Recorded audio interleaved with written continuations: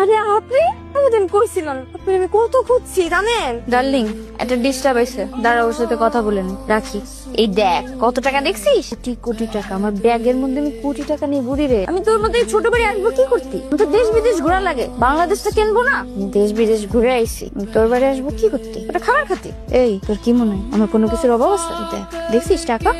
আমি আপনার জন্য জানেন কত সুন্দর সুন্দর খাবার রান্না করে রাখছি। আপনি আসবেন তারপর আমি আপনাকে খাইতে দেবো, আপনি খাবেন। আমি কি, তুই আমার জন্য কেন খাবার আনবি? তা আমি কি তোর কাছে খাইতে চাইছি? আমি তো অভাবী। আমার কাছে এই দেখ কত টাকা দেখছিস, এটার মধ্যে পুটলা ভরা টাকা। তুই আমার জন্য রাখবি কে? আমি তো জানি আপনার কোনো কিছুর অভাব নেই, কিন্তু তারপরও খুশি হয়ে আপনি একটু খাওয়াইতে চাইছি। দে।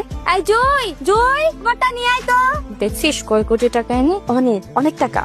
আরে আপনি কেমন আছেন আপনি? এ তুই কিটা? আমি কেমন আছি তোরে বলা লাগবে? এদিকে এদিকে শুনে যা। যা সর। পাইছে কিরম আছে? এই যে আপনার খাবার কিটা রে? আমার নয় সুন্দর আছে। বিয়ে দিবি আমার সাথে? না বিয়ে হয়েছে ওর। এটা একটা সমস্যা, সুন্দরী মেয়ে পাইলাম না, সব খালি বিয়ে করে নেয়। তুই দাঁড়ায় আছিস কেন? এনে ভাই আয়, আমার খাবারটা হাতে নিয়ে বল।